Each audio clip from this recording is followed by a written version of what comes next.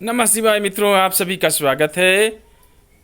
ऐसा कहा जाता है कि एक सिंह शावक वह भेड़ों के बीच में छूट जाता है और उसका पालन पोषण भेड़ की झुंड में ही होता है।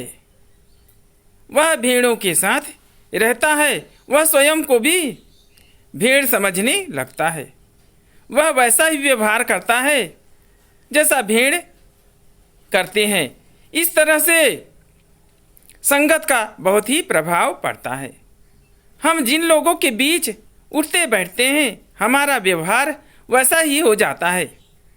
जिस तरह से एक सिंह शावक विस्मित हो गया, अर्थात अपनी बुद्धि से विस्मित होकर वह स्वयं को भेड़ समझने लगा, इसी तरह से यदि हम निम्न कोटि के लोगों के साथ रहते हैं, हमें आत्मविस्मृति हो जाती है तथा हम भी स्वयं को वैसा ही समझने लगते हैं।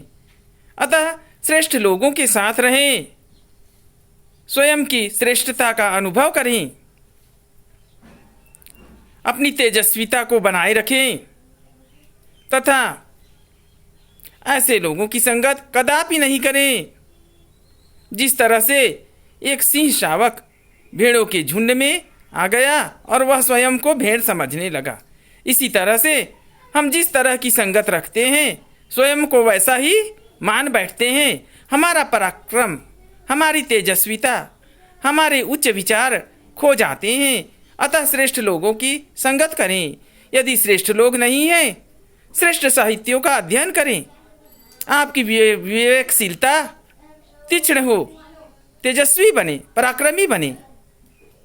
बुद्ध, महावीर तथा कृष्ण की श्रेष्ठ कर्मों का अनुकरण कीजिए।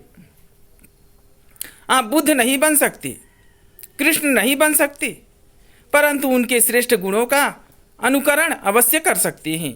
श्रेष्ठ बनिए, तेजस्वी बनिए, पराक्रमी बनिए तथा आत्मस्मृति में रहें। श्रेष्ठ बने, विद्वान बने, महान बने तथा अपनी आत्मस्मृति में रहें कि हम कितने श्रेष्ठ हैं, हम कितने ज्ञानवान हैं, हम कितने उच्च विचार के व्यक्तित्व हैं। अतः अपनी पर्सनालिटी को सदैव ऊंचा स्तर पर बनाए रखें।